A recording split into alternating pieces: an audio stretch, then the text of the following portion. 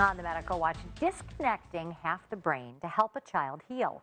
It sounds unthinkable, but it's an actual procedure for children with a rare form of epilepsy. Like any 8-year-old boy, RJ Walters loves to play. And he doesn't let much slow him down. April of 2019, when he was 4 years old, is when he had his first generalized seizure. And they kept coming.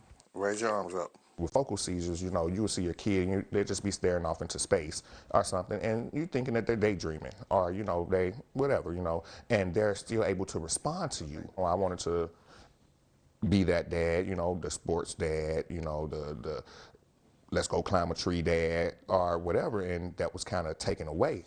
We'll start noticing that the right side of the brain doesn't quite look like the left side of the brain.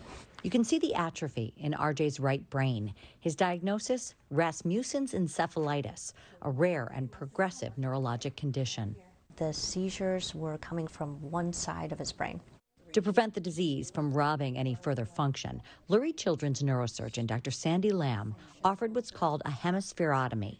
Really the goal of the surgery is disconnecting the bad side from the good side. So seizures from the bad side of the brain do not get through to the good side. In other words, an entire half of a patient's brain is disconnected to stop a seizure in its tracks. When I say we're doing a cut, I'm actually making a little trench so that the right side of the brain tissue is not actually connected to the left side. So seizures don't jump. Dr. Lamb is one of only a few surgeons to use a less invasive endoscopic approach. Instead of a large incision, a smaller entry hole is made in the skull to accommodate her instruments. It sounds disturbing that you can really cut off one whole side of the brain from the other side and expect a good outcome. In a child, because they're still learning and developing, the good side of the brain can actually learn to take over some of that function.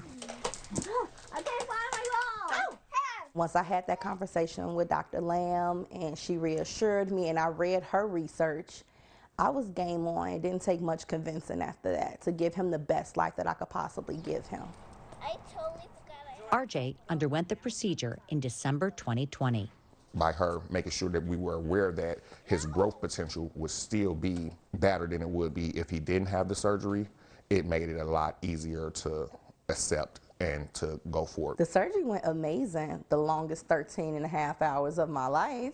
Seizure-free since. All right, so we know this whole number right here is 2, right? Yes. Let's count on. The third grader does have some challenges, including weakness along the left side of his body. He unfortunately had to start to learn how to read all over again, as well as count, math. So he definitely struggles. But he is not backing down. He is amazing. He's in Taekwondo. He just earned his yellow belt. And he's earning ribbons. RJ participates in Special Olympics. I try my best to let him understand that you can do everything that everybody else can do. It just may take you a little longer, and that's okay. I got my son back. There we go. Just to see his growth and development and where he's come from to where he's at now is just remarkable to me. And I'll tell anyone in the world that's the strongest person I know, and he's only an 8-year-old boy.